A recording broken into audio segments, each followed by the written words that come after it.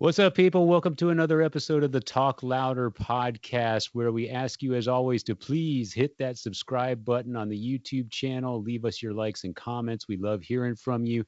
You can also find us on Spotify, iTunes, and Facebook. I'm Metal Dave Glessner with my co-host, Jason McMaster. And today we are going to spend some time. Jason and I went combing through our respective record collections, and we wanted to spend some time today talking about some albums that we enjoy and think are worthy of some love and attention, but maybe aren't always mentioned in the same breath with British Steel, Back in Black, Peace of Mind. You get the picture. We're broadening our horizons a little bit today. And we'll get to all that in just a minute. But first, as always, Jason, how are you? What's up? I am good. I've been saying in some of our intros and these Talk Louder episodes, some more home improvement. Well, I have to confess, more home improvement.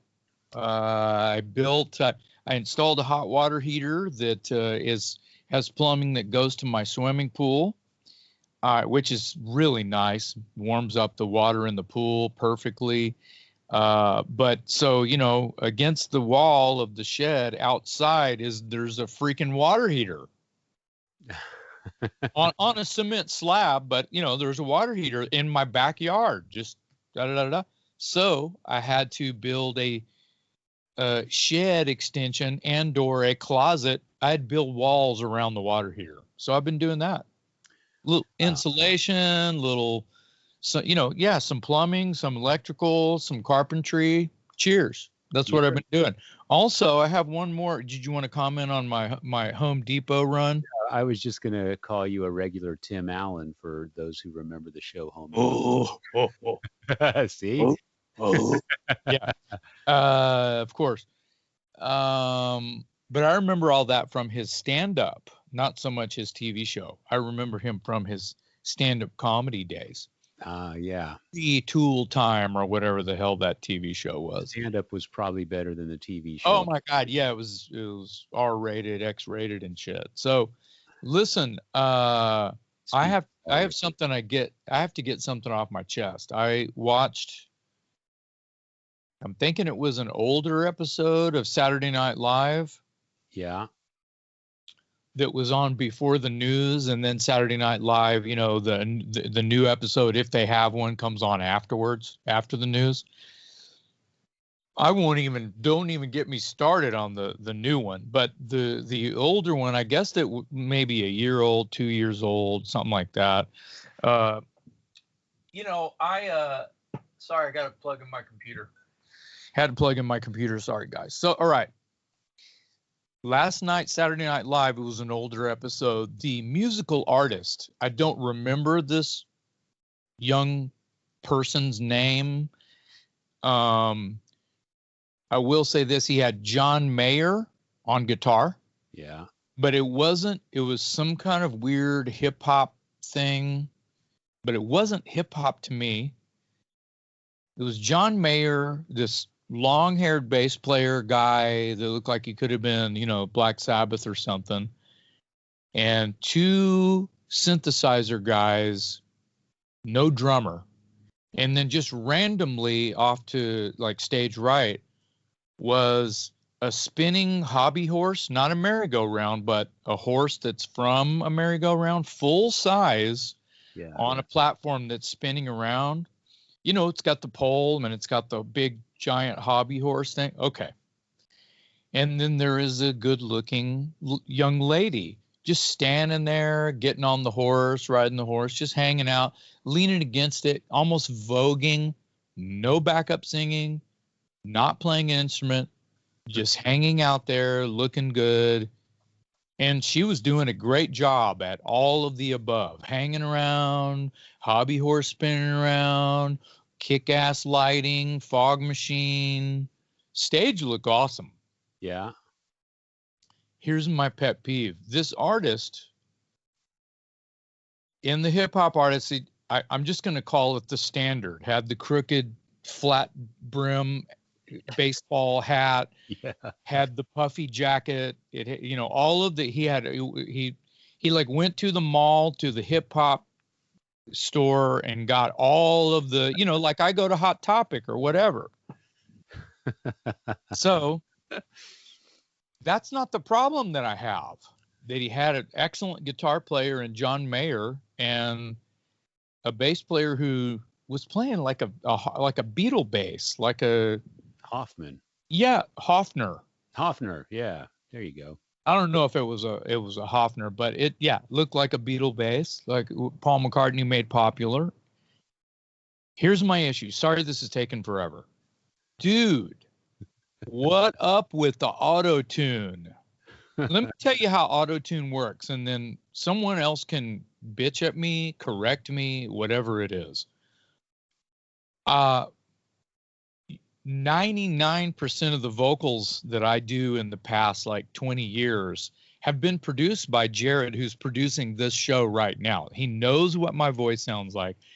I don't know if he's ever used auto-tune, but I highly doubt it. I usually don't send him anything or cut anything that is so out of whack that it needs some kind of, one note needs an auto-tune. If it's one note, let's let it fucking fly. Okay. So in the new world, auto-tune, because auto-tune's been around a long time now. Yeah. And auto-tune, Jared says, nope, never used auto-tune on your voice. Thank you, Jared. So this kid, and I guess I'll call him a kid because he's probably half my age, is got the auto-tune turned all the way up. Now, a lot of like new millennial music, whether it be, doesn't matter what it is, they use auto-tune, and a lot of them use it as an effect. I know Kanye uses it as an effect. Yeah. So here's the deal. This kid is, his mic is live. But if he's going because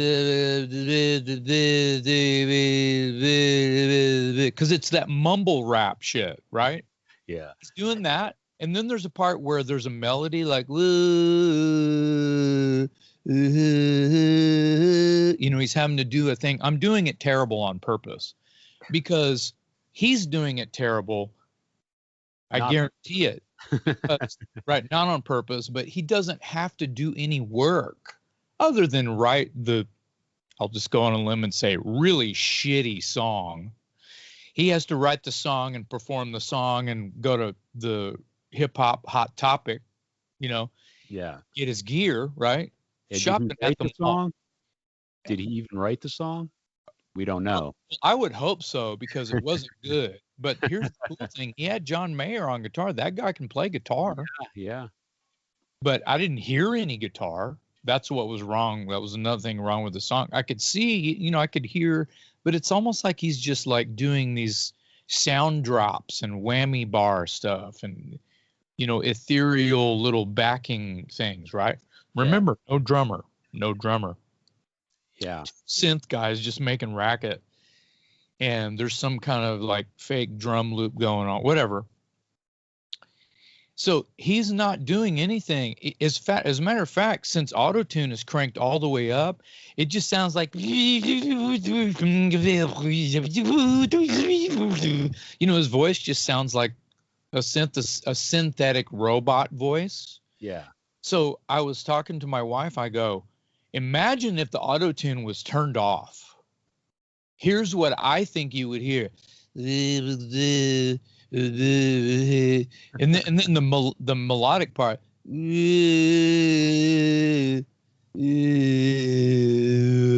like a moan. And then here's how auto-tune works. It takes what it thinks the key you're trying to sing in and fixes it. Yeah. Hence the name of the plugin or the application that studios will use to just, fix little things, but they don't turn it all the way up. Yeah. To turn it all the way up and sing to it is to sort of, it's like one of those vocoders, planet rock, like like 70s, that's a different effect, but it's, it's like robot voice on purpose, right? Yeah. Oh my God. Okay. Rant over. What's up, Dave? Well, I think there's you know, you see a lot of that on TV these days, and I guess it's just the where we are with popular music or whatever. But I'll tell you, I had kind of the opposite listening experience. I recently Thank acquired a God. yeah, right. I recently acquired a vinyl copy of the Nazareth album No Mean City. And wow, I have a confession to make. I don't own any Nazareth, and I know that's shame on me. But I need to build my collection. But I started with that one because I found it at the record store. It was, you know, reasonably priced in decent condition, and the artwork was rad. Yeah. So I've been giving that a spin, and you know, talk about let's talk about a real voice, Dan McCafferty. Yes. Oh my God, man, that guy. You know, and I've heard Nazareth songs before. Obviously, I just don't have the albums, and I haven't really explored the deep cuts. But that guy's really got a gift, and it's a very unique sounding voice, very raw, very raspy, and it's perfect. It's a perfect rock and roll voice, but he's got so much control over it. You know, he really is a great singer. He just has all these rough edges around his voice, but that's exactly what makes it so great. So I've been listening to that. Just you know, barely got a toe in the water on that one, but I'm liking what I've heard so far, and I'm looking forward to building my my Nazareth library. Awesome. Well, I second that. You know, it's obvious that most everyone knows the record Hair of the Dog. Right. Speaking of Nazareth, wow, this is a killer segue. Sorry our intro is so long, but I guess that's okay because of the topic that we're going to talk about. But yours truly is on a Nazareth tribute album. I saw something Did you about see? that. Yeah. Jeff Pincus is on it. Writer, Joe, what? writer from Nashville Pussy. Yep, she's Isn't, on it. isn't it? Yeah, Blaine's on it, also Blaine. Nashville. Yep. Joey Killingsworth put this thing together, and he's in the God. What's the name of that? He's got a cool band name. I can't remember. Uh, it's like something like the Brian Jonestown Massacre. That's it. Yeah. Yeah, And so he's behind it, and the guitarist from Nazareth actually plays on some tracks on it. I saw that. Yep. And the song that I did is Changing Times. That's from Hair of the Dog. Cool. When does that come out? No idea. I think you can pre-order right now. So you already cut the vocals. Oh, 2 years ago. Well, we'll have to look forward to. We'll have to look for that. I saw the lineup, the roster of people that are on that record, and it looks like a real cool cast of characters, you included. So, what is it? What is it called? Is it I called? can't remember. We'll have to do some research on it again. Yeah, we'll come back to that one because I was actually when Joey actually posted the ad for it and how to order and all that stuff, it just kind of popped up and I was like, what? What? Oh yeah, I'm on this thing. That's how long ago, Dave. That's how long ago I cut the vocal. yeah, yeah. Okay. Well, we'll have to look forward to that. Yeah, cool. I guess you can't go wrong with Nazareth. That's what I'm learning, exploring the deep cuts on this one album that I finally have, and I look forward to exploring some more. So can't go wrong with Dan Yeah, McCaffrey. how would you categorize that? How would you categorize just Nazareth when you think of Nazareth and not necessarily Hair of the Dog? Like you're starting to feather out a little bit. How would you put that in a box? I just consider it hard rock, and you know it's funny because when I was listening to that album, I could hear sort of shades of like Rose Tattoo And Nazareth and Rose Tattoo, there was that kind of there was that there was that subgenre or subcategory of hard rock bands that weren't necessarily all over the radio. Nazareth had some hits, but they have a different sound than hard rock bands. Like, when I say hard rock, you tend to think of AC/DC or Ted Nugent or something like that. But there's something more barroom or something more gritty or something more pub rock about Yeah, bands like Rose Tattoo and Nazareth. And that's that's what I'm right. hearing. Yeah, that's right. Like early AC/DC with Bond, maybe until Highway, you know, Yeah. because Highway had radio power, and I think a lot of the early AC/DC was definitely more of a pub rock, heavily based in blues. And not to put words in your mouth because I asked you, but it's basically a blues band, and then you just turn up the devil. Yeah. You know Yeah. what I mean? And if there's a devil knob on the amps, those guys are starting to turn them up in a couple places. So I think that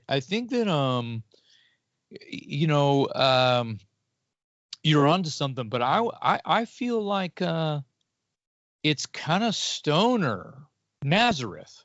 Nazareth. Nazareth has more stoner to it, or even like they go more like things that would lean into a Sabbath or even a Zeppelin sometimes of a riff or a groove. Yeah, there might be elements of like a psychedelic kind of vibe, which I think is kind of what you're describing. But there's a More Sabbath. If Sabbath is psychedelic, then yeah. yeah, yeah.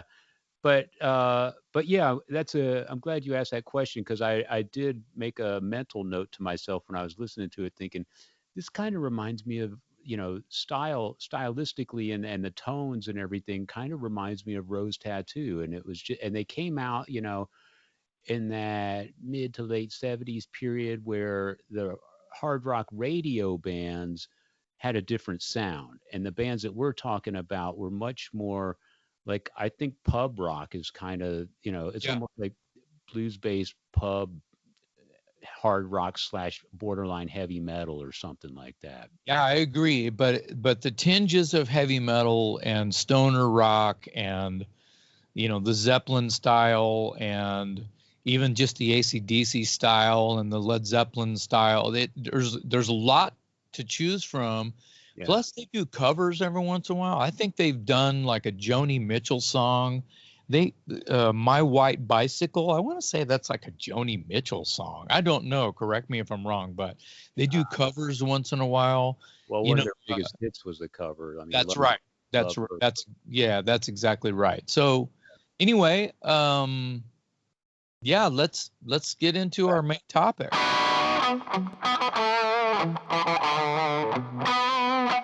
We are talking about random albums from our respective collections, albums that Jason and I love and enjoy and think are pretty solid from start to finish. The caveat here is that these albums are not going to be some of the more obvious stuff you would suspect from us.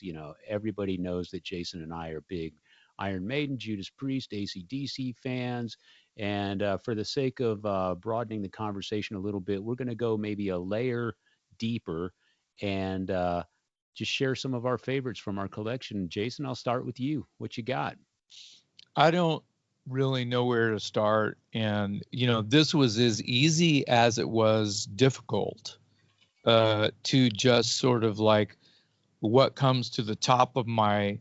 This is kind of how I did it. I didn't go perusing. I didn't like close my eyes and spin around 3 times and light a candle and say Hail Satan or anything like that. I just really thought about my childhood and what records were. I didn't read comic books. I liked comic books, but I didn't sit around and collect them or read them or anything like that. Yeah. By the time I was ready to do stuff like that, it was music. It was music. From like I don't know, 4th grade, it was records. Yeah. Um, I want to go back. I have to go back as far back as I can and probably say, and it's good because I'll be getting this one out of the way. These are all emotional records for me, by the way. Perfect. Yeah. Elton John, like the babysitter across the street that used to watch me and Randy, my younger brother, when my parents were out, right? If they were going to be out late or whatever. And, it was kind of, I think I've told the story in an earlier episode of Talk Louder where it was like, the babysitter's playing records and I'm going, wow, what is that? That's cool. And it's like, yeah, it's Elton John. Check it out. And I'm looking at the album cover and it was probably Goodbye Yellow Brick Road. It's a double album. There's a ton of songs on it. It's got cool artwork. And it's kind of glammed out, you know what I mean? And I didn't know the term glammed out when I was that age, of course, but it was, there was a lot going on. I was like, wow, this is different kind of thing. So I decided that I was an Elton John fan then and there. And, I looked up to my older brothers and the babysitter, Susan Raymond, was a few years older, about, probably my brother Joe's age, 5 years older than me, something like that. And I started looking for Elton John records.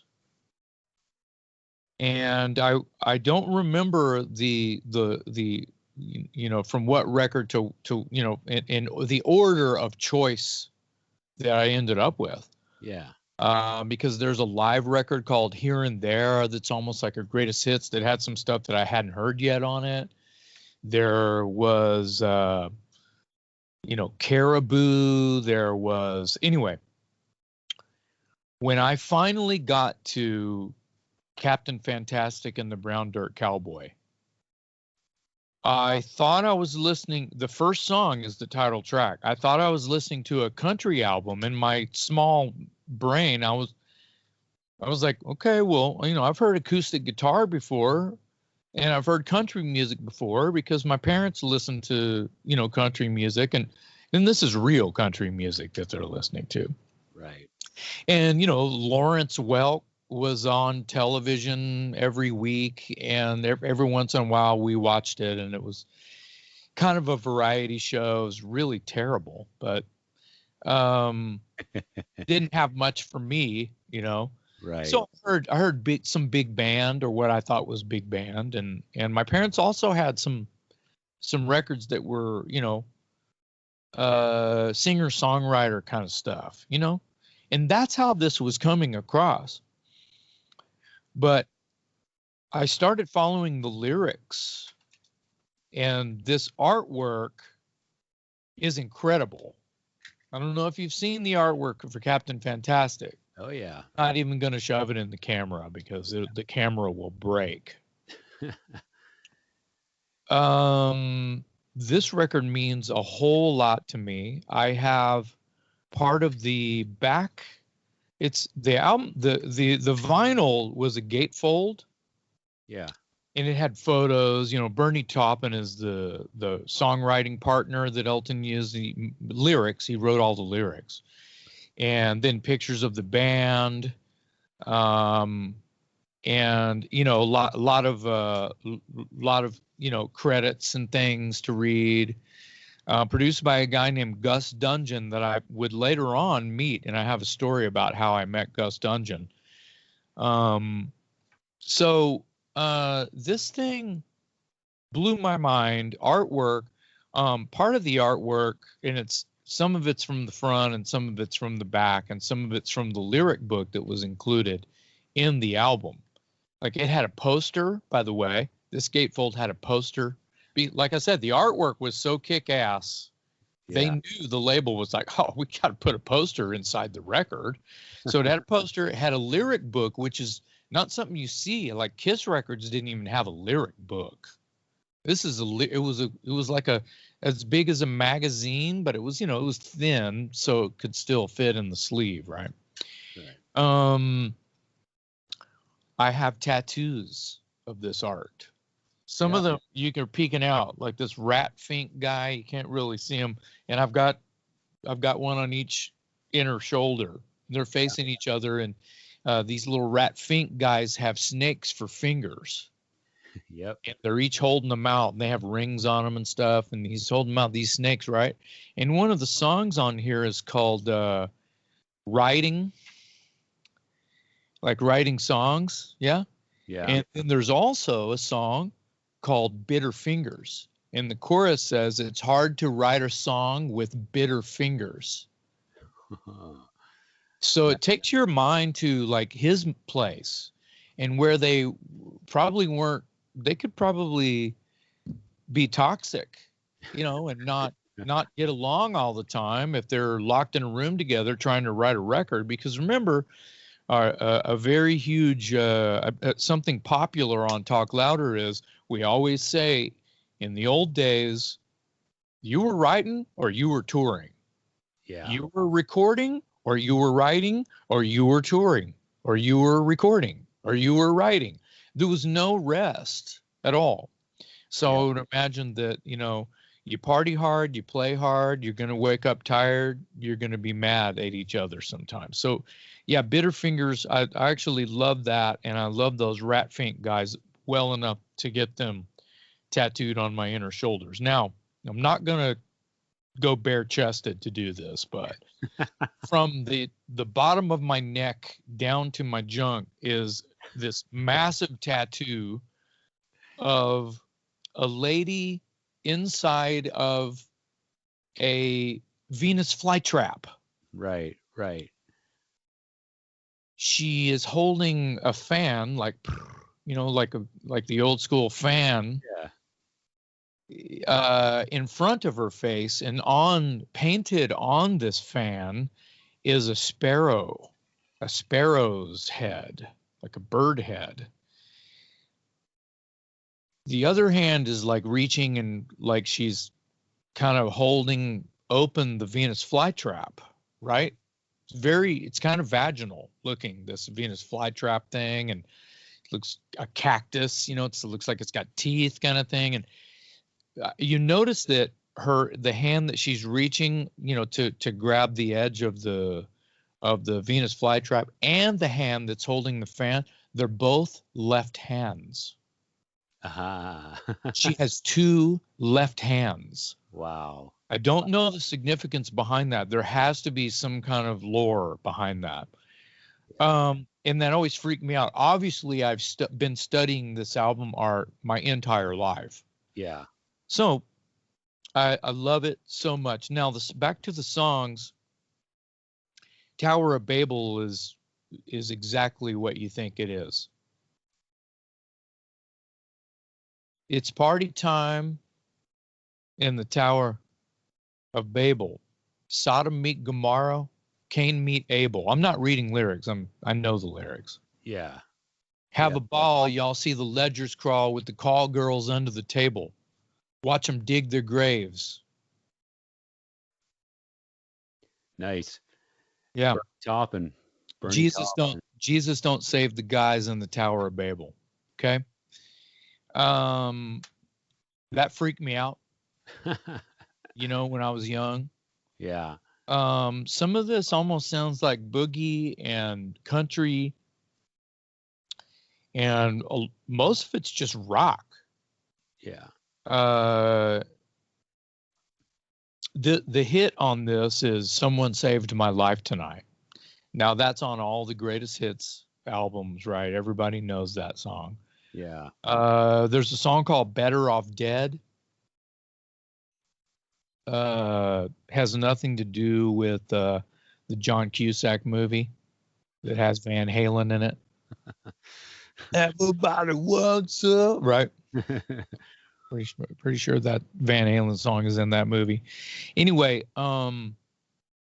there's some really emotional moments on this. The final track, the last song, is called Curtains, and it is, I almost tear up just thinking about the track. Yeah. It's about growing up, it's about change, it's about death, it's about life. There's one line in it where he's talking about where, you know, this is, I don't think people do this anymore, but when your childhood friends, or, you know, if you had a girlfriend, you carve her name in the tree. Yeah. Yeah. You know what I mean? Yeah. That big deal. And then you go back like 100 years later and it's still there. Yeah. Yeah, that's kind of a thing, right?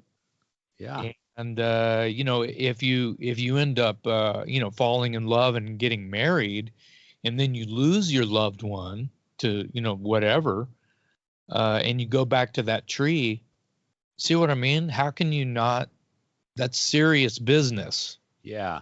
Is you're tugging on things that music tugs on, or it's supposed to, right? Yeah. Because if it doesn't tug on those things, it should be easy to ignore. Your Right. turn, Dave. Yeah. Uh, Good choice, Elton John, Captain Fantastic. My my first choice right off the bat is "Cool from the Wire" by Dirty Looks. Yeah. That album to me is a grand slam, and it's I mean, it's a masterpiece in my opinion, and it's a shame that it didn't get a little more recognition because it's really, really good. And start to bottom, that thing is just a banger. Um, People probably know the song "Oh Ruby." That was the single from the record. Came out in 1988 and drew a lot of comparisons to AC/DC for pretty obvious reasons. If you don't know the band and you're listening to the podcast and you're a fan of AC/DC, you want to explore Dirty Looks. Um, Henrik Ostergaard, the lead singer and rhythm guitarist in the band, had a very Bon Scottish type of voice. And for me, he's got one of the greatest rock and roll voices ever. It just oozes attitude. I want to jump in real quick. He also sounded like he was a mix of like what I always thought of, like this dose of like Udo Dirkschneider and Bon Scott. Yeah, there's a little Udo in Yeah. there. Yeah.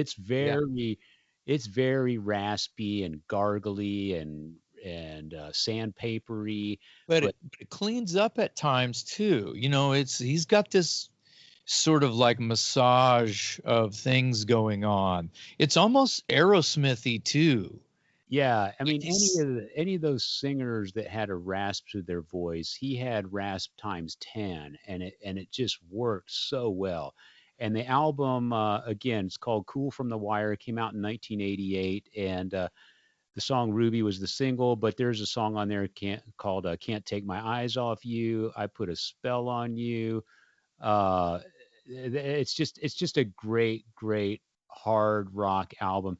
And one of the things I like about the album is Paul Lydell, who's the lead guitarist on that record, and subsequently left Dirty Looks to join your band, Dangerous Toys.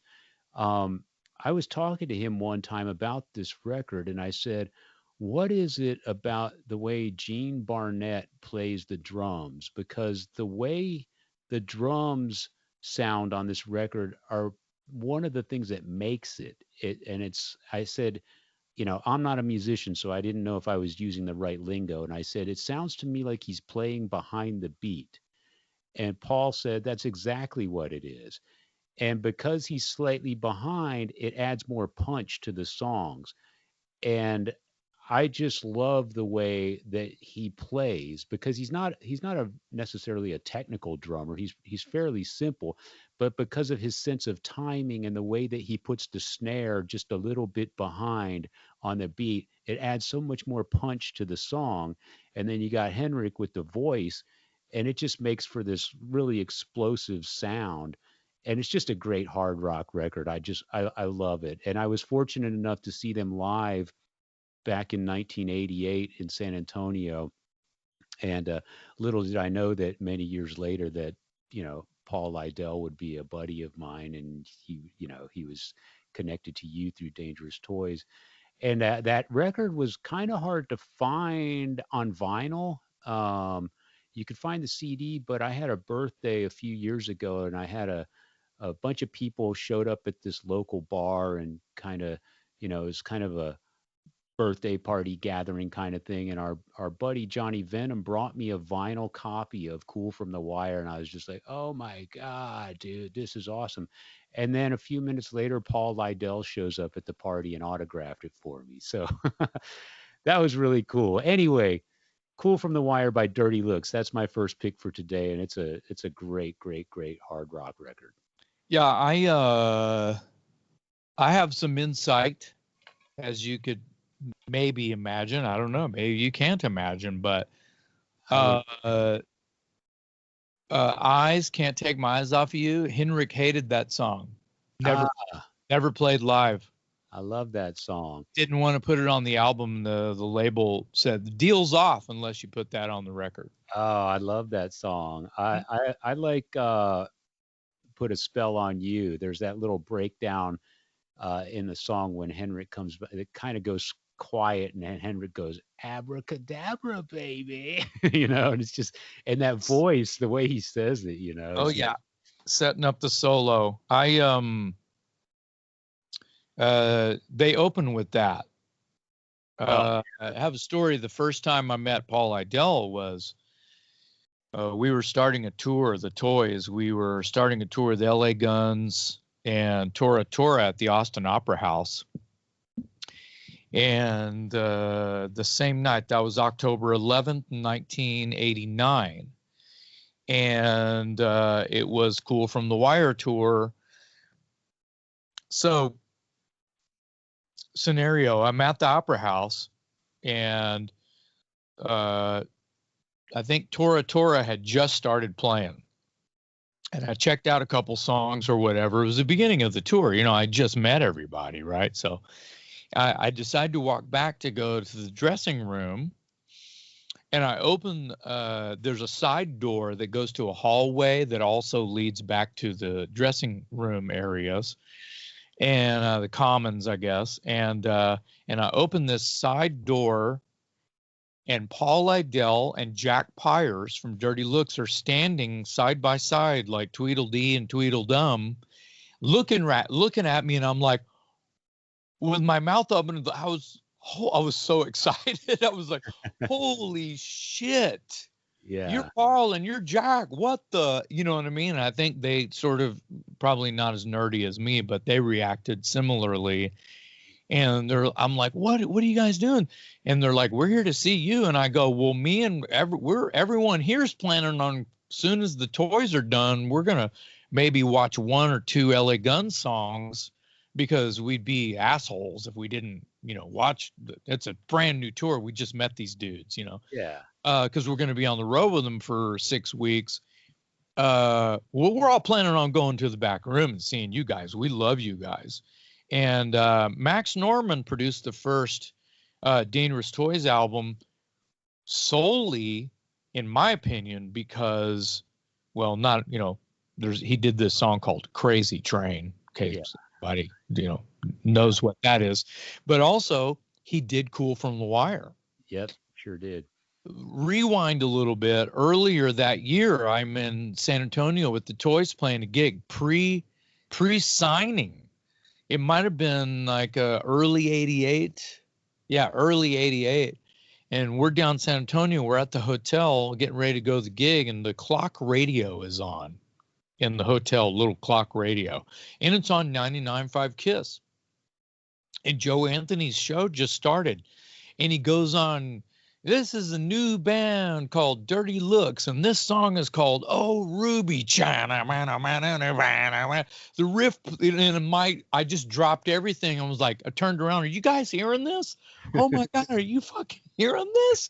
Blew our minds. So we were on a mission to find that record like the next day we were looking for that record.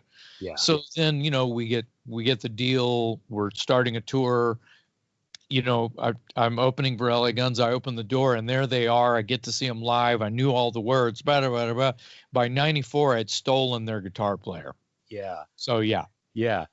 That album, I'm glad you brought up Max Norman. He did indeed produce this record, and as you mentioned, produced the first two Ozzy Osbourne records. Yes. And of course, the first Dangerous Toys record. And the Cool from the Wire, the Dirty Looks record came out in '88, so it was right in that time space where you had Appetite for Destruction, the first Faster Pussycat record, the first LA Guns record. Not far behind that was the first Dangerous Toys record. And if you like any or all of those bands and you don't have Cool from the Wire, you need it because it fits right in with that whole type of that sort of sound and vibe. And I consider it every bit as important as the records I just mentioned, but you don't often hear it brought up in conversations. But it's if you can't find the CD because it's out of print, if you can't find the CD or the vinyl, of course, good luck finding the vinyl. They're out there, but yeah, that's why I was so thrilled to have that copy for my birthday. Yeah, it's on it's on all the other platforms. You can dial it up on your phone and listen right now. So yeah. Your turn. So well, real quick before I talk about my Gus Dungeon story, which I missed, my Elton John thing. You do realize that I'm kind of in Dirty Looks now. Yeah, you guys were supposed to. They were supposed to. The remaining members of Dirty Looks asked you to fill in for Henrik, who is no longer with us. I didn't make that point earlier. Henrik sadly passed away some 6 or 8 years ago, something. Yeah, that's good enough guess. Yeah, and the remaining members of Dirty Looks asked you to do a couple shows, and you were going to do lead vocals, and it was a couple of festival gigs, and that all went to crap with COVID. That's right. The idea is still on. We plan on doing some celebratory, I call them tribute shows to Henrik, and that was my plan to even like make sure that the audience and that whatever press I did, that everyone knew that my hat is off and I bow to the legacy of Henrik because, he created something with Dirty Looks that he woke it up. He woke up rock and roll. I heard that before I heard Rhino Bucket. I heard that before a lot of things that were just that, he took like just the idea of like sleazy hard rock to a different kind of a place. Yeah. Like I said earlier, it sounds to me like Old Accept mixed with some Aerosmith and some AC/DC. And it was, once again, it was like pub rock, like we were mentioning. And it's like that. Yeah. A little more on the heavy metal side, but yeah. But dude, what a voice. Yeah.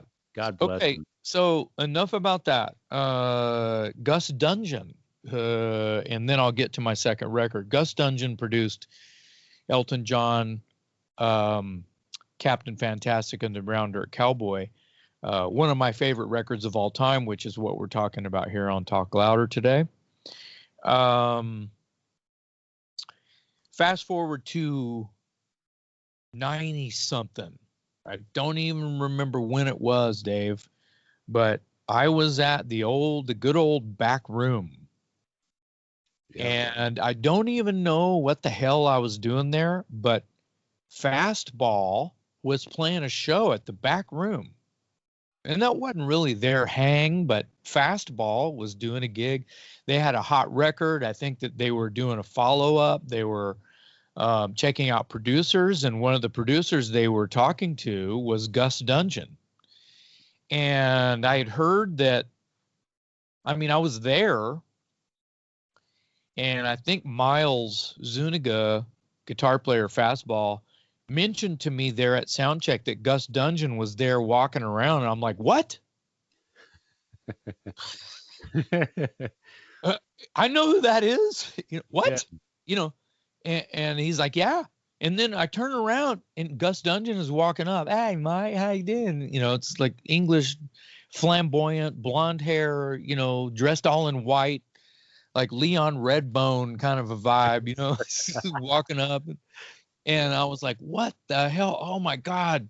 And it was after the Toys had made a record with Roy Thomas Baker. Yeah. Which, well, I'll get to Roy Thomas Baker, but Roy did the Hellacious Acres Dangerous Toys record. Right. And I mentioned that to Gus, and he's like, oh, I know Roy. I was like, of course you know, of course. Like I think all those old English producer guys who do Elton John and Queen and David Bowie, of course they know each other. Right. How the hell do I know if for sure, for real, they know each other? But in my fantastic brain, yes, they know each other. Right.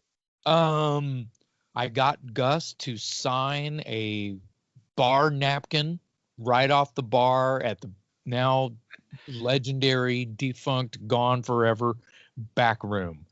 And it's shoved inside one of my many copies of Captain Fantastic vinyl copies, and I'll have to find it somewhere and scan it and send it to Jared, I guess. So wow, that's awesome. Pretty cool. Yeah. I do have Elton's autograph, and that's a whole other story as well. Let me move on to my second record. Okay, so album number 2 for J-Mac. Okay, here we go. So this came out in 75. Oh, same exact year as Captain Fantastic. How about that? Yeah, well, that's how it works. Now this record, Queen, A Night at the Opera, is mind blower. Some Queen fans call it the White Album because Day at the Races was the Black Album, right? So, just gonna run by the tracks so we know what album we're talking about. So, the young people today, they like songs. They don't like albums. They don't know who Gus Dungeon is. They don't know who Max Norman is. They could give a shit, right? They might not know who Brian May is. If they're, maybe on a good day, if they're, they don't play Trivial Pursuit either, I don't think. Anyway, so, Death on Two Legs changed my whole. Oh my God, Death on Two Legs. I'm 10 years old listening to Death on Two Legs. Just the title is perfect. I'm walking around singing. I'm 10 years old. Death on Two Legs. You're tearing me apart. Right, okay. Lazing on a Sunday Afternoon, which I believe might be no, I think Freddie sings it. It's like ragtime. Yeah. It's like it's like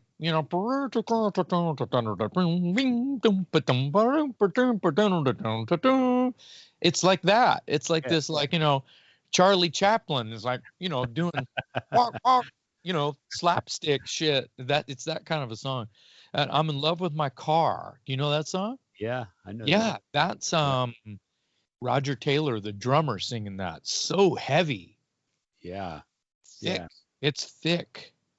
And then John Deacon, the bass player, wrote "You're My Best Friend." Great song. Oh my God. Yeah. Huge hit. Huge. Not as big as some of their other hits, of course, but big hit. Great song. Yeah. Yeah, "You're My Best Friend." That song is so timeless, and what's timeless? The sentiment of that song, talking about the value of friendship and loyalty and that sort of thing. And that's all fine and good, but to be able to express that convincingly adds a whole nother layer to it. And nobody could express convincingly quite as good as Freddie Mercury, right? No, he's a very emotional singer, and you can attach yourself to what he has to offer. That's why he takes the words off the page are one thing, because it's such a great song, but to deliver it the way that only Freddie could. That's why it stuck in your head forever, and that's why it was a big hit, because it Yeah. was delivered with so much power and emotion. Well, and when you find out that the bass player, you know, I mean, I know who John Deacon is. You know who John Deacon is, but some people like the bass player. Some people don't notice the bass player. Anyway, he wrote one of the biggest songs by Queen there is. Yeah. Just want to put this out there. You're My Best Friend be a fantastic wedding song. Like, your connection song with your partner. You're Yeah. my best friend. You make me live. Yeah. Whatever this world can give to me, it's you. I think I've heard that at a few weddings, actually. Yeah. I'm sure you have. It's perfect. You're right. Yeah. Yeah. And then there's a Brian May song called 39, and it's talking about the year 1939, and I don't know what the lyrics are. It's not one that I skipped over ever, but it's very haunting. It's an acoustic number. I mean, it has drums, but it's got a lot of backing vocals. It's very ghosty sounding to me. Yeah. Sweet Lady is, of course, Freddie. And it's just so sassy and sexy. Yeah. But it's hard. You know what I mean? It's super like tough sounding. Yeah. It's digging in his sweet lady. He's not being sweet about it whatsoever. Yeah. He's talking about he's getting all up in there. He's scraping the insides. And then Seaside Rendezvous is another, it's another sort of like Charlie Chaplin. to give you like silent movie, saloon piano, and they did that a lot, but they mixed it up so well. Most records only had about 8 or 9 songs on it. This one has 12. Yeah, for 1975, that's a lot. It's a lot for that. Yeah. The Prophet song is next. And I want to say that is tuned down to drop D in 1975. So around that time and just prior would have been Tony Iommi and Brian May, who are close friends. Yeah. And Iommi played at the concert for Freddie alongside Brian May. Next time you watch that Queen special episode tribute to Freddie where they have all, James Hetfield does Stone Cold Crazy and George Michael comes out and Axl Rose and all these badasses come out with Queen and do this tribute, right? Yeah. It's incredible. It's an incredible moment in rock and roll history. Look at you got all these like Marshall stacks. I mean, Iommi plays Laney, and I don't think that they're Laney stacks. I think they rented him some Marshalls. If you look at the stage, well, everybody who plays guitar knows that Brian May does not play Marshall. He does not play Laney, because I can't remember if it's Marshall or Laney that's up there. I know that Iommi does play Laney amps. I'm going to go with Marshall. I think if I recall right, there's this wall of Marshall amps that are not Brian May. Brian May plays Vox amps. Okay. You're like, what? Whose amps are those? What? But also Slash is going to come out, and other people are going to come out and play. So of course there's Marshalls up there.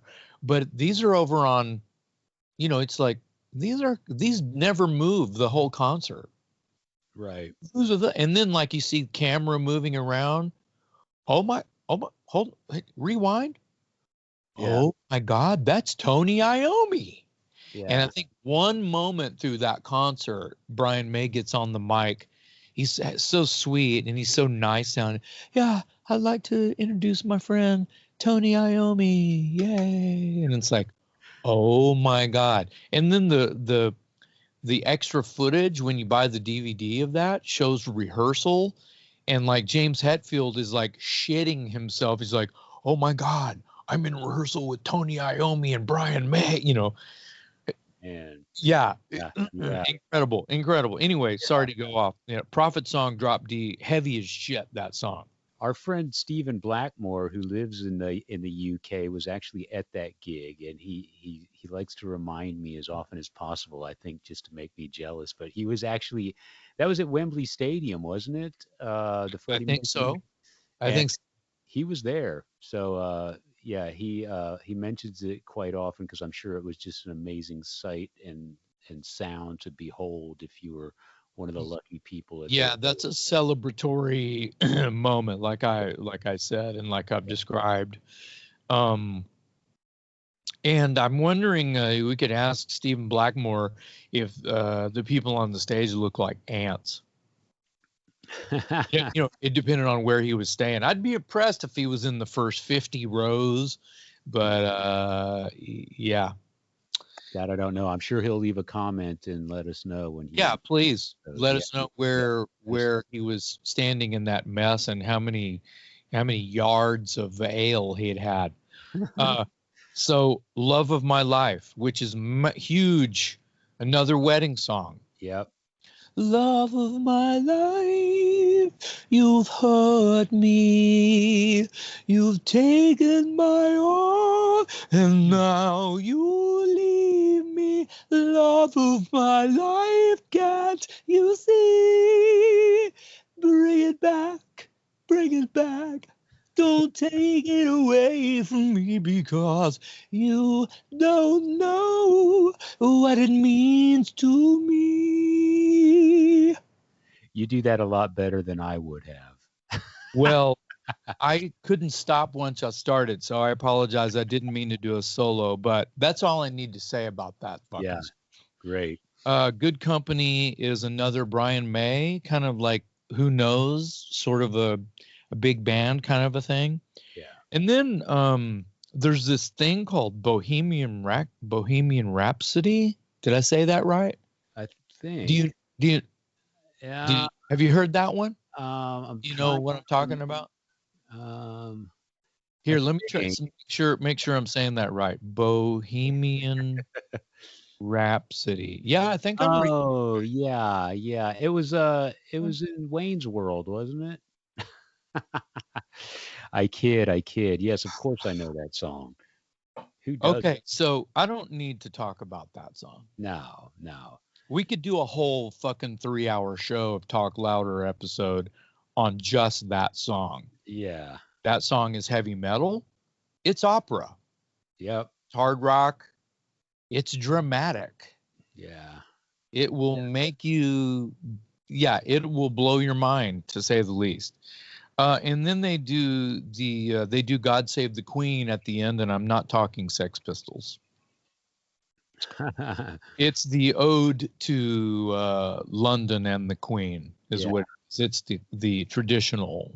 They do a version of it. They used to close their shows with it on tape. Actually, Queen did. It's the song where they come out and bow and all that.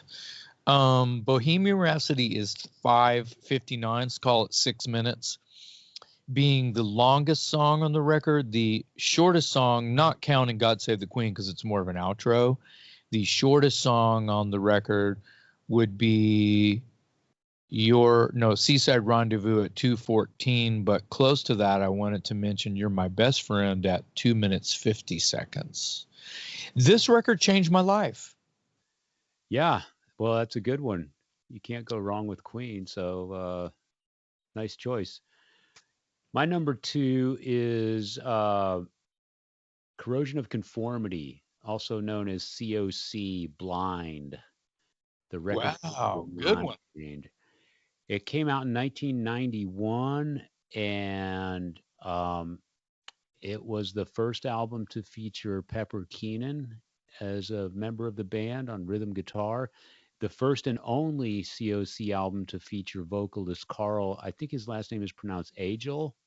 I know how to spell it. I don't know how to say it. Agell. Carl with a K.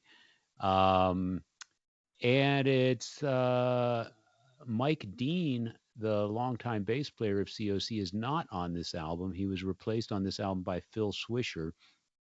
Um, but this is an album where COC kind of went from being a crossover thrash slash hardcore band along the lines of like a DRI or a Suicidal Tendencies, and moved much more into heavy metal. And there's I really like the record. I remember when it came out and I heard it. The song that got my attention, of course, was "Vote with a Bullet," which I think is just one of the gnarliest riffs ever. You know, and it's I got Dance of the Dead.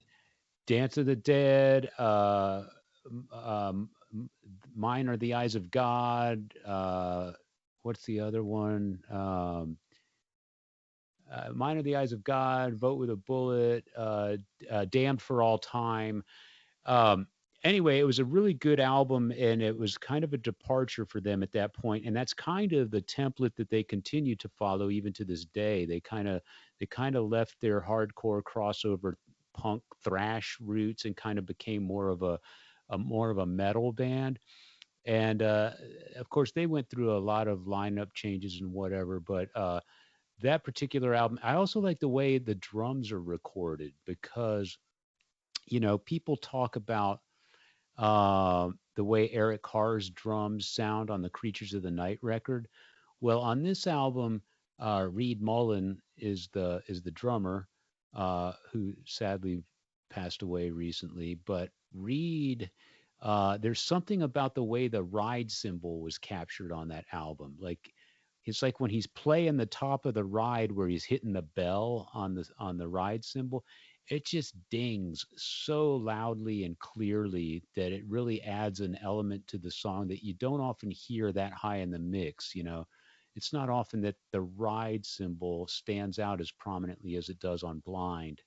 Um, so for that reason, and the songs, and "Vote with a Bullet," and the fact that COC um, kind of turned the corner and became more of a little bit more of a metal band, I think that's a great record. And it kind of gets overlooked, but definitely a good one. I was listening to it actually just the other day, and it reminds me of the thrash parts are real. They're sort of choppy in sort of an Anthrax kind of way. So it kind of reminds me, that album reminds me of like COC turning into a blend of Black Sabbath with maybe a little bit of Anthrax. There's thrash in there, but it's a very choppy kind of thrash. And anyway, I love it. COC Blind, 1991. Some turning point, if you will, with your descriptions. Yes, definitely. Turning point. I had forgotten, for whatever reason, that Mike Dean was not on that record. I know they did that record as a 5-piece band. I know that around that time they were auditioning for singers. Sounds like I'm tooting my own horn again. Sorry, everybody. But Danny Lohner, if anybody knows who Danny Lohner is, called me to ask me if I wanted to audition for COC. And I turned it down. I was like, I don't know. I don't think I would fit. I had no idea that they were going into, right? Because all I know is Eye for an Eye and Technocracy at that time, Animosity. which is like Animosity, right? And it's very sort of I like your description, but it was almost like this. It was progressive. It was a little progressive and stop-start riff, and they were a 3-piece band, and Mike Dean was the singer, and playing bass and singing, and it was very hardcore, but it was also this, like, it reminded me a little bit of Voivod, and it had that sort of flavor to it. Yeah. It was like a pissed off. If Voivod wasn't pissed off enough, COC to me was like even more pissed off Voivod from Raleigh, North Carolina. Yeah. Yeah. So I know that my buddy George Mack actually auditioned for COC for that record. And I never knew, or I don't know it to be a household name, this Carl Agile that you mentioned, but he was good, and Yeah. the record was great. And I remember Vote with a Bullet coming on the radio, on like Z-Rock or something. Z-Rock, I think, helped break that record. The people who remember Z-Rock, that's like a throwback. But it's a great record. I think I had a cassette copy of it. I had a promo poster for it. And I didn't know Pepper Keenan to be a household name yet either. Yeah. But you touch into some interesting, you mentioned Sabbath, you mentioned heavy metal, you mentioned the thrash things about this record, Blind. I feel like the record after that brought Mike Dean back in, but had Pepper as the lead vocalist. Right. Because Pepper sang some songs on Blind, if I'm not, like 2 songs. I think Pepper sings on that record on Blind. I think he sings a couple of songs. I'm not sure. Maybe. Okay. All right. I know Carl was please comment. Please feel free to comment and see if I'm right. But I think Pepper sings a little bit, 2 songs tops on Blind. So the record after that, Deliverance. If my math is right. That's right. 4-piece band, not a 5-piece band. Mike Dean's back in the band. That, I mean, it sounds like it's got Thin Lizzy riffs on it.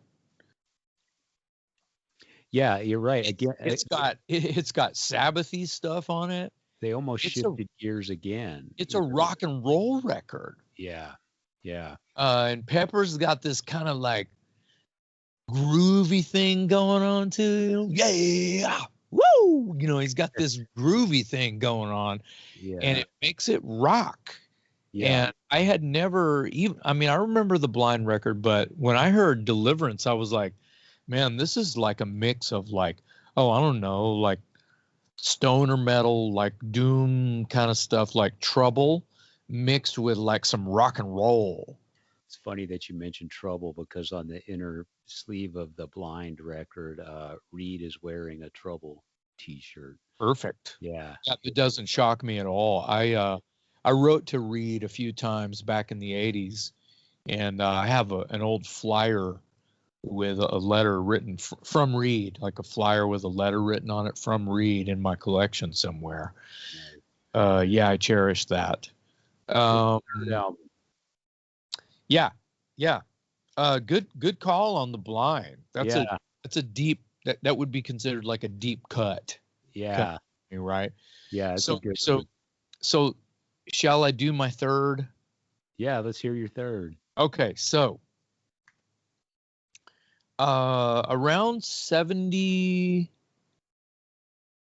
77, 78,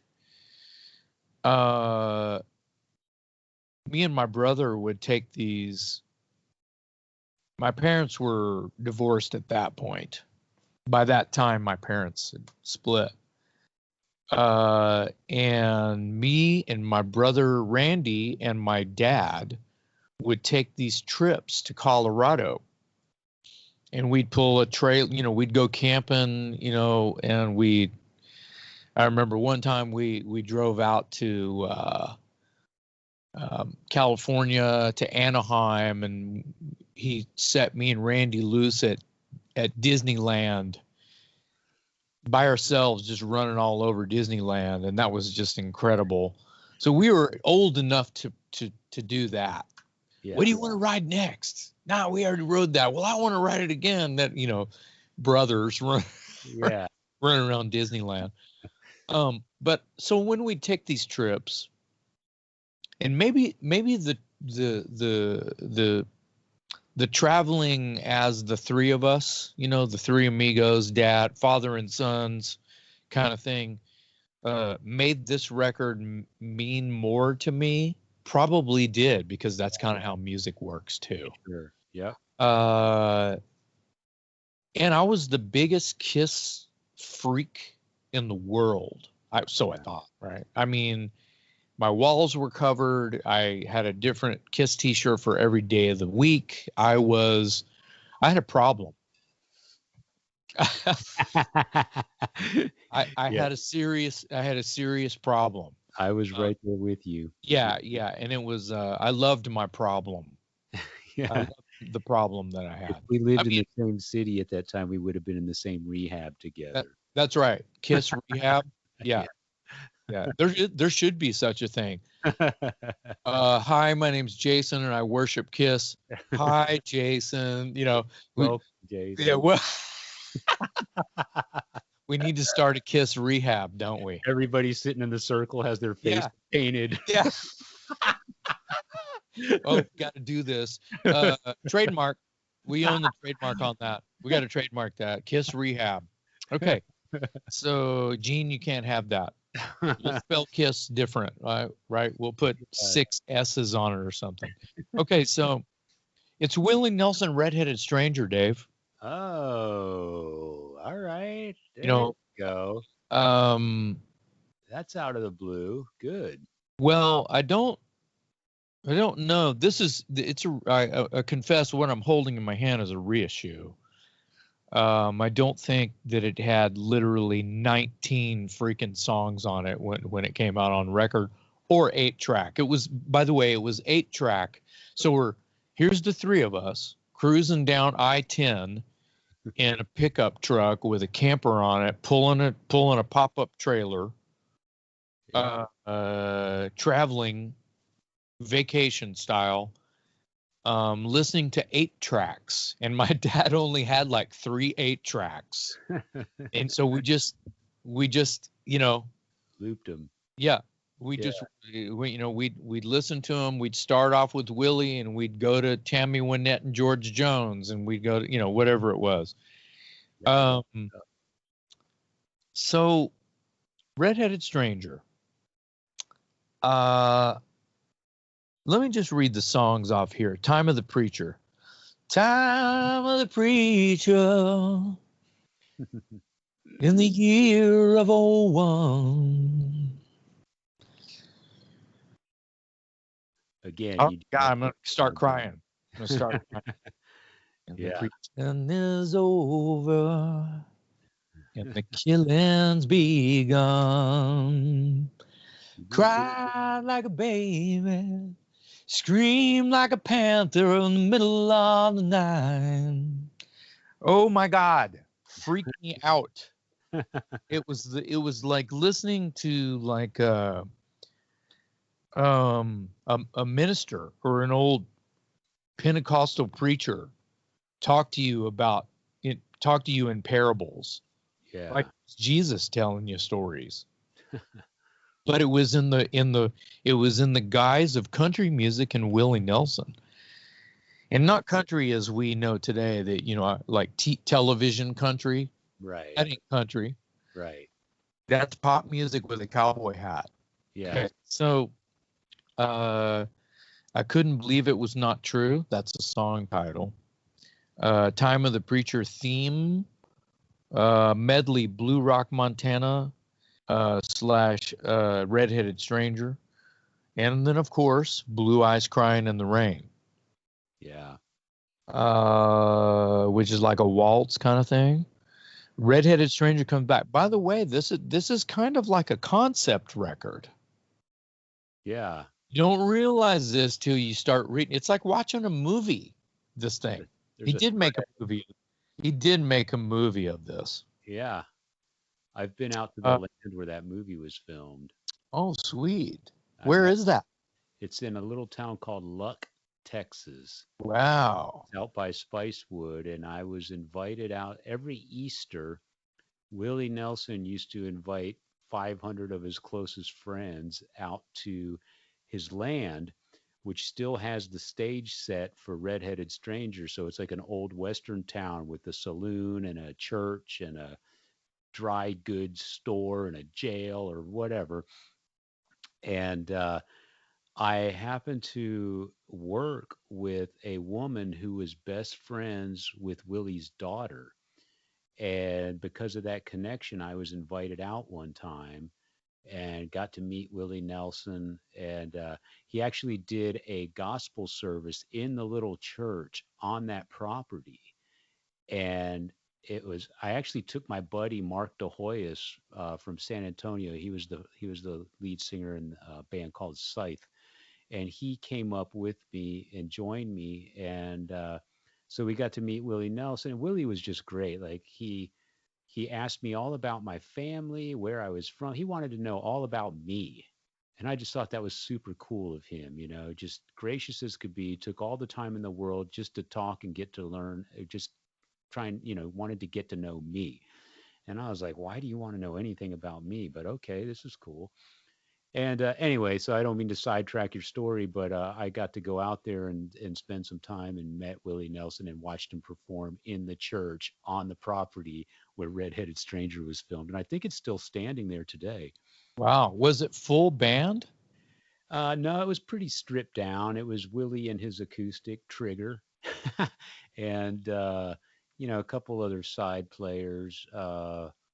I mean, it was fairly sparse because this church. I mean, the place was packed. I actually had to watch him perform. I went around behind the building and stuck my head in the back door, and we kind of watched him from behind because the church itself was just jam packed full of people. I mean, it's tiny to begin with, and Willie Nelson is giving a private Easter service. Dude, forget it. Yeah, that's pretty incredible. Wow, how blessed you are. How lucky kind of a thing. Fun. It was fun. I told him You, my dad was a big fan and he wanted to know all about my dad. And I mean, yeah. he was just a sweetheart of a guy. Yeah, gracious. Wow, amazing. Anyway, Well, go ahead. living angel. Yeah. Um Just as I am, song called Denver, O'er the Waves, Down Yonder, Can I Sleep in Your Arms? Remember Me, Hands on the Wheel. Yeah. No wonder you fell in love with that record. Yeah, I'm sorry, I'm choking up a little bit. A lot of memories. Yeah, That's what good music does. yeah, I'm sorry. Nah, man. That's good stuff. I mean, that's the power of music, right? Yeah, anyway, this record really changed a lot of things for me. Yeah. I can see it in your face, man. Yeah. Yeah, That's yeah, I'm heavy. sorry. No, Yeah. Uh ain't nothing to this be sorry about. Yeah, there's a lot of between the Elton record and this, there are moments that I can't even listen to the record sometimes because this happens. Yeah. And it's for music to be that powerful, That's the beauty it's of it. yeah, That it's pretty amazing. that is the beauty of it. That's why you and I are such music geeks and so many people listening, because when music can touch your soul, and it often does, it's magic. And and that's really hard to capture. You can't just put that in a bottle and market it. I mean, that's heartfelt, it's genuine, and it touches something inside you that's just it's more than a commodity, way much more than a commodity. I have albums like that and songs like that. I think we all do. You're so connected to them because of the memories you associate with them, or just the lyrics say exactly what you've been feeling for 35 years, but you've never been able to express it quite the way this person just did. And that's the beauty and the power of music. And Well, that's there's why it's the universal language. that's right. It's storyline too. Yeah. There's someone telling you a story. If I'm a young person, if I'm like all of 12 or maybe 13 years old, and I'm hearing this story about this guy who's a lonesome cowboy who is traveling, and he caught his wife cheating, and he went to go shoot the guy that she's cheating on him with, and he gets killed, but then somebody else shoots, and then his wife gets killed too. And he's just talking about all this emotion and stuff. It's like, dude, it's like watching a movie. Yeah. And when you're a young person, you are hearing this and you're getting into it. Well, I guarantee when I'm in the truck with my dad and my brother, all of 12 years old or 13 or whatever I was, I'm not tearing up like I am now. It's the memories of me and my dad and my brother in the truck traveling. Yeah. Yeah. It's the connection. It's not the lyrics. It's the connection you have to the song. Yeah, Yeah. that's right. To the record, to the whole record, to the moment it takes me there. And that's why this record is special. I have to confess. Yeah. I love the record. I love the songs. You know, I have to say it's the only Willie album that I have. Yeah. And if I went and bought a Willie record today, it would probably be some kind, I'm just confessing, it would probably be like a greatest hits or something. Yeah. But the idea that that record has such great material on it, and every time I listen to it, it reminds me of traveling with my father and my brother out west. That's like Cowboy is on the trail. Yeah. And we're stopping along the way camping. Dude, it's a whole other movie, right? That's magic, man. That is Yeah. magic. Yeah, sorry about that. No, not at all. It's kind of Not crazy. at all. Not at all. I should have known that was going to happen. Well, that's the power of music. That's the beauty of it, the magic of it, and I totally understand it. I have albums and songs that do the same thing for me, and one day we'll probably talk about those as well. I don't know how I'm going to top that, bro. But Well, I'm telling you, it was a no. These three records that I chose were no brainers. yeah, You know, I didn't even go I didn't go, no, yeah, maybe, no, just digging through records. It was like, give me this, and give me this. I'm fucking done. yeah, It was that easy for me. yeah. Well, I don't know if I could top your Willie Nelson, but I'm going to throw another album in. It's not a contest. No, it's not a contest. I know. I'm going with a band called the River City Rebels. And I don't know how familiar you are with them or how familiar our listeners might be with them, but they are a band out of Vermont, of all places. They formed around 1999, 2000, something like that, and they put out an album in 2006 called "Hate to Be Loved," and it's kind of interesting the way that album came onto my radar. I was in a record store here in Austin, Texas one day, and I was flipping through the CDs at the time. I'm flipping through some CDs, and I see this album by this band called River City Rebels, and this was the album before the one that I'm speaking of.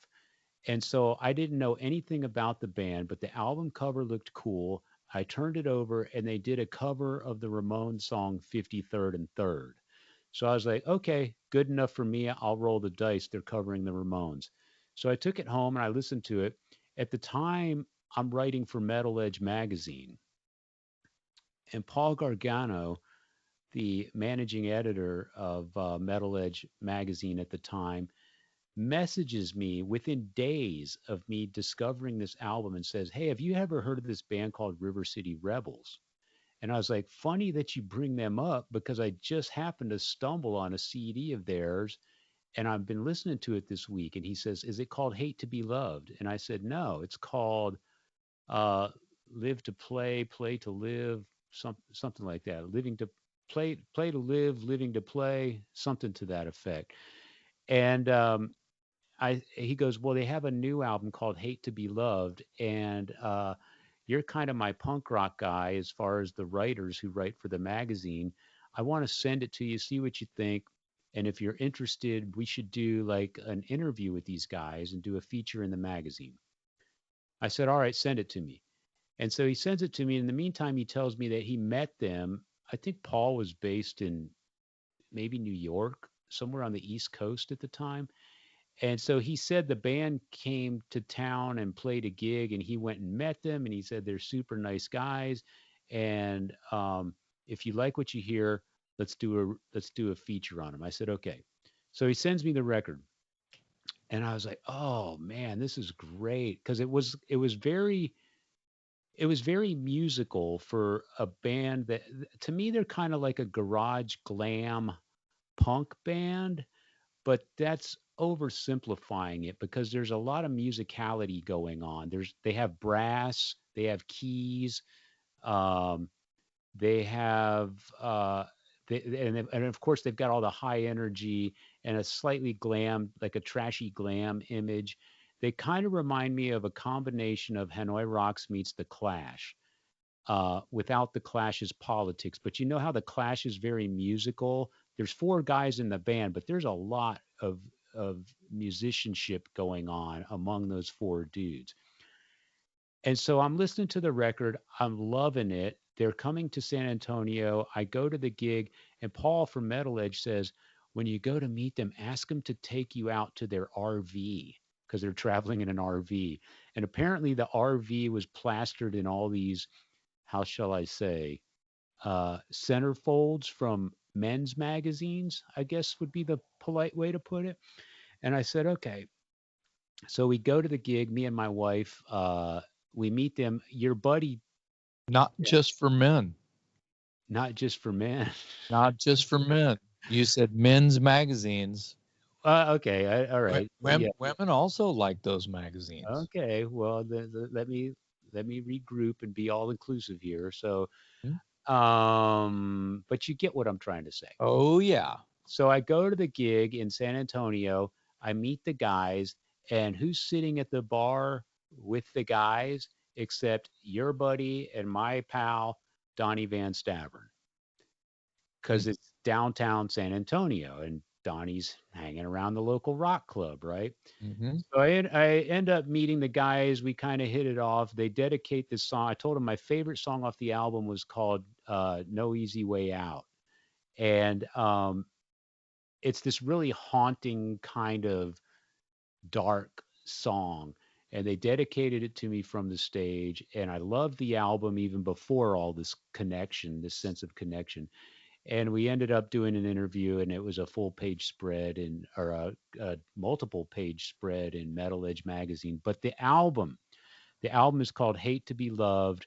And like I said, it's kind of got a trashy glam garage vibe to it, but it's also got like a little bit of storyteller vibe, like a Bruce Springsteen or some Americana stuff. And again, it's got brass and keys, so there's a lot of musicianship going on. And I just it was produced by Sylvain from the New York Dolls. Um, I was going to say with all of the I like the description. It's almost like I can hear the music the way you're describing it. I was going to say it sounds very East Coast. yeah, and it and their influences are very, they're also very stonesy and clashy, and they don't limit themselves. I got to know the guys personally after the album came out, and they're big fans of Wilco and Bruce Springsteen, and Song. Jesse Malin does a guest vocal on this album, Hate to Be Loved. Um, so if you're into any of the bands I just mentioned, the Clash, Hanoi Rocks, the Rolling Stones, the Dictators, the New York Dolls, River City Rebels, Hate to Be Loved. It's a great record. And oddly enough, they were signed to Victory Records, which was this label that put out like East Coast hardcore, like shaved heads and hoodies. And they were not, it's kind of like the Goo Goo Dolls were signed to Metal Blade. It didn't make any sense. Yeah. But River City Rebels, not to be confused with a band called Rubber City Rebels, who I believe are from Cleveland, Ohio. But the River City Rebels from Vermont, the album's called Hate to Be Loved, and it's one of my go-to records, and it never lets me down. It's great from top to bottom. I need to hear that. It sounds like they is who writes in the band? Is it the singer guitar player guy who does most of the writing? Yeah, I think it's the core of at the time. I think was the singer's name is Dan. He goes by Bopper, or we call him Bop for short. So Bop, the guitar player, is Patty Botox. He goes by Patty Bo. Uh, and they had a guy named Brandon who was the keyboard player. And those three guys were sort of the core of the band. And then they had a cast of characters that rotated in and out. Uh, our buddy Pat Bergeron and your bass player, Billy Chainsaw and Igniter, they love this band. And yeah, and I do too. When they were brought to my attention, I heard the record and I was like, "Oh my God, this is fantastic! I got to get to know these guys. I got to learn more about them." And then because of the Metal Edge article, we just kind of became buddies. And they used to come to town for South by Southwest, and I wouldn't miss them. And Chainsaw was there, and Pat was there, and we always had a good time with those guys. But there you Awesome. have it. River City Rebels, Hate to Be Loved. Go check that one out. Awesome. I feel like feel like people are going to learn a lot about us personally, because these are kind of like some sort of like hidden favorites of our from our personal collections, Yeah. as well as learn that the songwriting matters, and we don't have to have a buzz to be emotionally connected to these songs and to music. And Yeah. it's not one style of music. I mean, let's go through our three records. Let's go yours first. You started with Dirty Looks. Yeah. Then you went where? What was your set? To Blind by COC. Yeah. Then you went to River City Rebels. Did I say that right? Correct. Yes.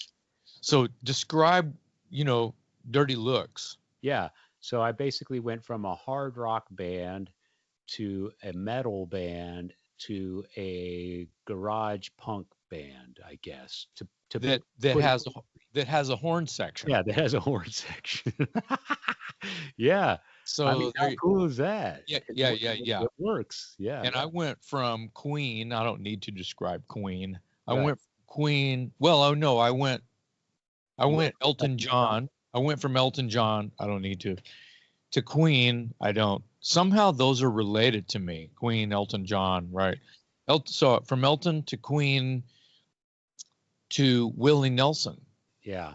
So in my heart and soul and mind and brain, and even though I'm a metalhead, that makes sense to me.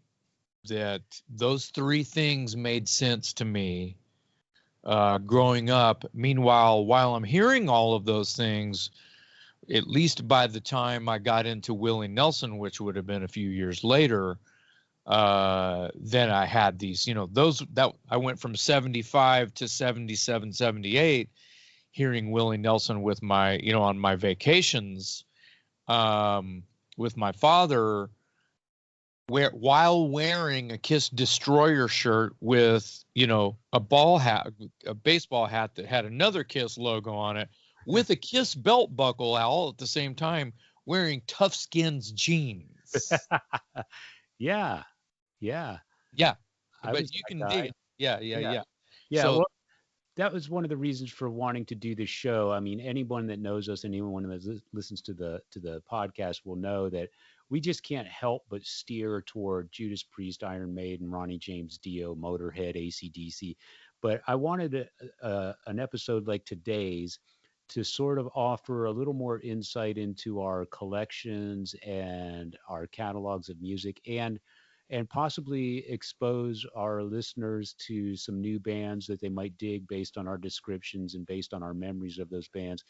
Because, you know, I think getting out of the box once in a while is great. And I love the fact that you brought up Willie Nelson, because a lot of people listening to this podcast probably wouldn't, you know, possibly wouldn't picture you as a Willie Nelson guy. Not only are you a Willie Nelson guy, the guy, that album just, tugged at your heartstrings. And again, that's the beauty of music. And I want people to know other dimensions of us besides just the horns in the air and the bullet belts and the ACDC and the, because all that is great too, of course. But Well, it's not all about denim leather and good beer. It's about this. That's what I was trying to say. It's you don't.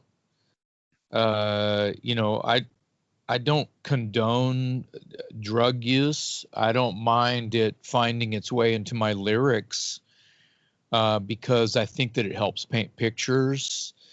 I think that there's a lot of people that are hung up on, addictions and things, and the partying side of the entertainment business, to where if that's just always going to be part of it. There's a lot of people that struggle, and if it wasn't a hang up, I wouldn't mention it in my lyrics. And it mentioned that's mentioned in all, that's in all three of my records that I mentioned today. That's also in there. But my point, again, I'm going to say it, I feel like it's the third time I've said it. You don't have to party to be into the song you're listening to. yeah, yeah, sure. Some people I feel like might not want to, they're suppressing, so they might take the edge off, yeah, by whatever choice vice they have, right? uh I don't need that.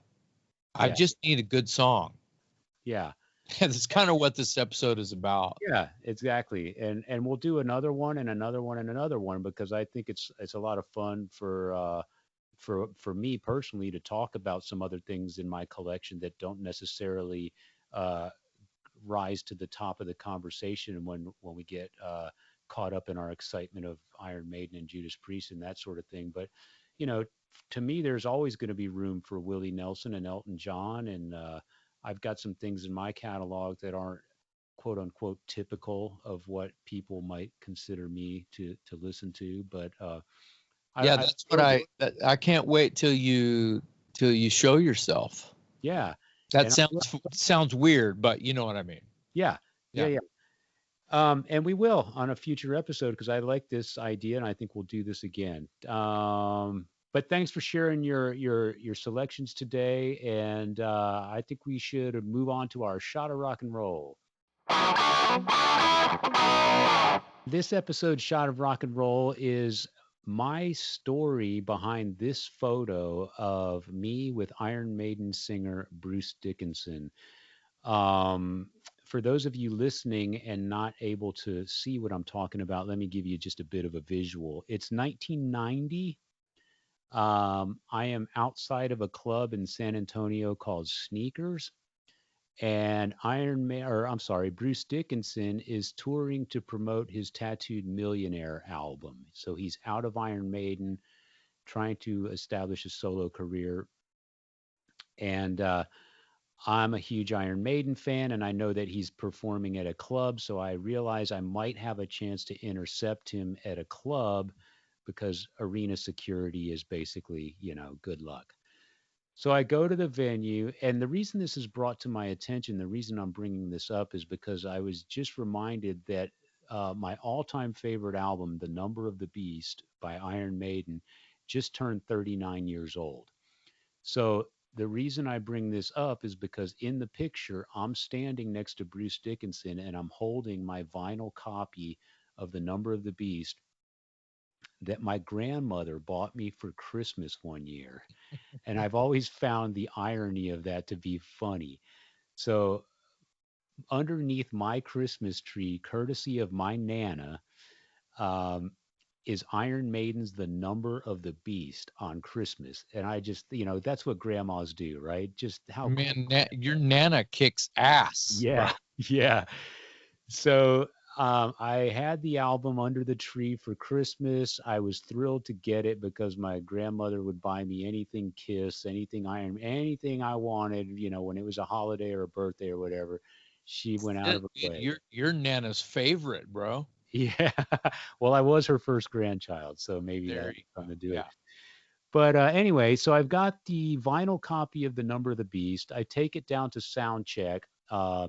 Again, going back to the photo, I'm wearing my Iron Maiden Peace of Mind tour t-shirt. I'm wearing these big sunglasses and I bump into Bruce, and Bruce has his hair pulled back in a ponytail and he's wearing a baseball cap pulled down over his eyes. And he's wearing this t-shirt that I came to realize after the fact is actually the same shirt that he's wearing in the video for Holy Smoke, the Iron Maiden song. Wow. So if you see that video, he's wearing it's kind of a reddish pinkish kind of color, and there's a little like a fencing logo of some sort or a mascot or something because Bruce Dickinson was into fencing, and Oh, I'm he sure he's a fencing champion. well, I think he was semi-pro, almost Olympic level at one I, point in his I, career. I rest my case. Among other things, we could do a 5-hour episode on the things that are all Bruce Dickinson. Yeah, yeah, Maybe we shall, just for fun. yeah. So he steps outside. I'm standing there. I'm waiting for him. I hand him my album. He signs it, and the album cover, of course, the artwork on Number of the Beast is very busy. But if you look closely in the upper right hand corner, his name it says to Dave Bruce Dickinson. He wrote it sideways because I guess he grabbed the album at an angle, and so it's kind of sideways going up the side. But I still have it to this day. It's framed and hanging in my house, and it's the same exact copy that my Nana bought me for Christmas that was waiting for me under the Christmas tree. And I just wanted to say happy 39th to my all-time favorite album. It was my favorite album the minute I heard it, and it continues to be my favorite album to this day. So at this point, I don't see anything ever coming along to steal the throne from Iron Maiden's The Number of the Beast. That's pretty incredible. Just before we go, thanks for sharing that. I've seen that photo many times. I know it's your pride and joy Yeah. among many other of your collectible uh, memorabilia. When was the first time you met Paul Diano? The first and only time I believe, he was touring with Killers. So it's post Maiden, way post Maiden. I'm gonna say, let's see, it was at the Showcase Event Center in San Antonio. I hadn't quite started college yet, so I'm gonna say it was 88, 89, 90, something like that. Mm, Yeah. mm, And so uh, yeah, so he signed the early albums, so I have those. yeah, And then Bruce signed The Number of the Beast, and I couldn't have been more thrilled because it's my all-time favorite album, and now it's signed by the singer, and it was a nice. great chance to bump into him and say hello and get that photo taken. So I've never met Bruce, but I've met Paul Diano. yeah. And I met Paul Diano on my very first date with my wife. Oh wow. So it's very special. I have the set list. He was touring. That would have been uh, 2010, I believe. He was touring just Paul Diano from Iron Maiden, I believe. Right. And he had the band Icarus Witch Yeah, yeah. uh, as his backup band. And yeah. And he was doing, select numbers from the first two records and some of his solo stuff. And I think he did Faith Healer by Alex Harvey. I think he did some other stuff. His voice was shot. It wasn't the greatest show. No one cared. He was Yeah. having a good time. He was smoking and drinking on stage. He was just having a good time, but his voice was just shot. That's what he was doing backstage when I met him. Yeah, he does that. He does that on stage and backstage. Yeah. I think that he's kind of, sort of kind of done at this point. I don't think that he's very healthy at this point, but God bless him for being the actual genesis of Iron Maiden. One of the greatest metal bands of all time. And those first two albums that he did are every bit as important as anything that came afterwards that sold many more copies. You could argue that those first two Iron Maiden albums are the holy grail. And I wouldn't put up much of a fight as much as I'm loyal to Number of the Beast, but man, you can't go wrong with that self-titled Maiden album. Yeah, Prowler, Phantom of the Opera, and then Killers, Wrathchild, Murders in the Rue Morgue. I'll stop there because I can. And it's amazing. All right. Yeah. Well, there's more, but but wait, there's more. Yeah. All right. Well, man, this was a good time today. I enjoyed hearing your record selections and your story about meeting Paul Di'Anno. We'll do this again soon. For all of you listening out there, I remind you, please hit the subscribe button on YouTube. Check us out on Spotify. Check us out on iTunes.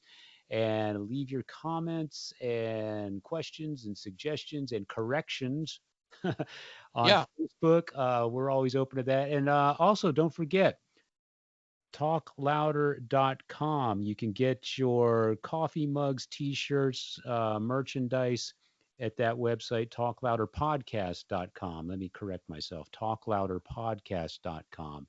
Until next time, I am Metal Dave Glessner along with my co-host Jason McMaster, and we'll talk to you next time on the Talk Louder podcast.